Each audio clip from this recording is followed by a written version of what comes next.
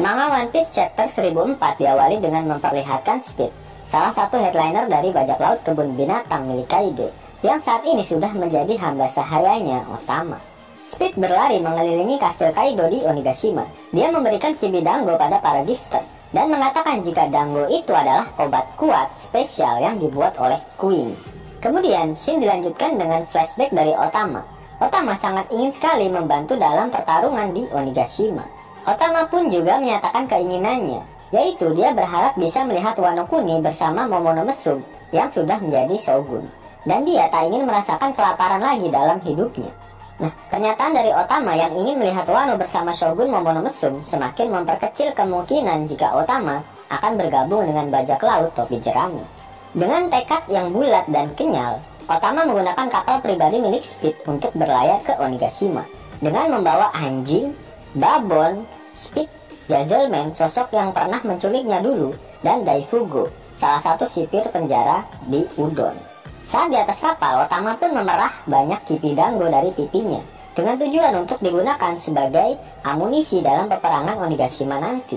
Ya, inilah alasan mengapa Otama bisa seenak udah naik ke kapal musuh tanpa ketahuan, padahal dia membawa anjing serta babonnya.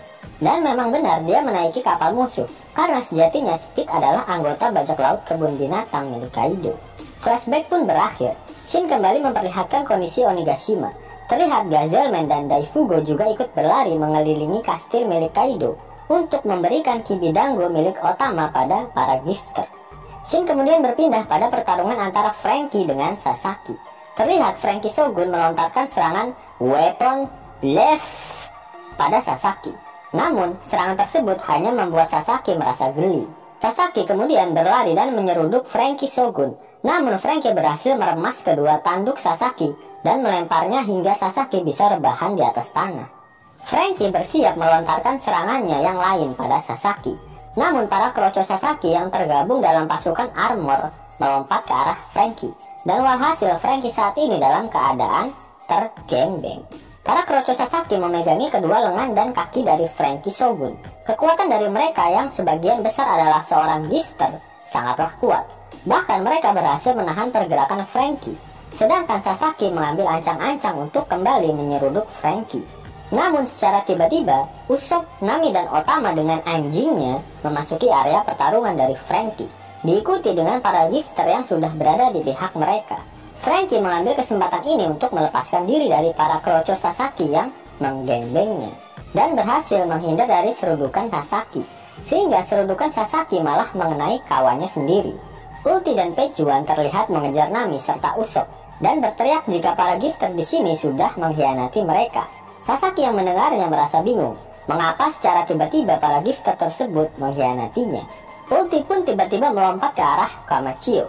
Namun Nami dengan sigap menggunakan teknik Thunder Lance Tempo untuk menyerang ulti. Serangan Nami tersebut bahkan sampai membuat ulti rebahan di atas tanah. Nami dalam hatinya mengatakan jika serangannya tak akan cukup untuk mengalahkan ulti, dan dia membutuhkan Usopp kemudian menggunakan teknik Hisatsu, Kibi Dango Star, dan menembakkan Kibi Dango pada segerombol gifter yang ada di dekatnya. Dan walhasil serangan ini berhasil membuat kroconya Sasaki berada di pihak para samurai saat ini. Sasaki kembali terlihat bingung mengapa kali ini giliran anak buahnya yang berkhianat. Franky tak menyia-nyiakan kesempatan ini dan dia siap untuk menyerang Sasaki. Franky Shogun kemudian menggunakan teknik baru yang dinamakan Friend Blade, Victory V Flash.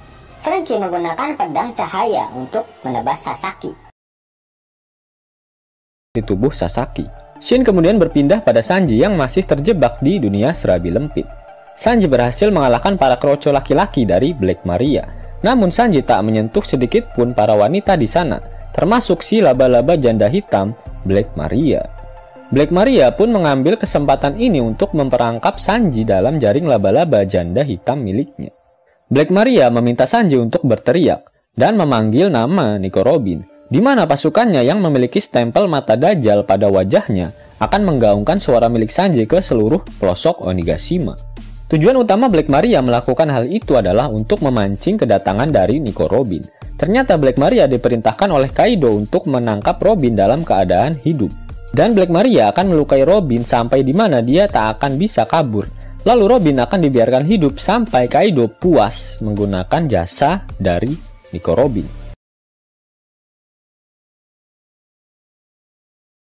Sanji yang mendengar ocehan Black Maria mengatakan jika jangan sekali-kali meremehkan sosok Nico Robin. Shin kemudian kembali berpindah ke panggung utama kastil milik Kaido. Bo Huang memberikan pengumuman jika salah satu mata-mata bermata dajalnya telah menemukan lokasi dari para Akazaya Nine. Mereka terlihat sedang rebahan tak sadarkan diri di salah satu ruang penyimpanan harta karun di kastil milik Kaido. King mendengarkan informasi tersebut, namun saat ini dia sedang sibuk bertarung. King memerintahkan siapa saja untuk pergi ke ruangan tersebut dan memintanya untuk membunuh para Scabbard secepat mungkin.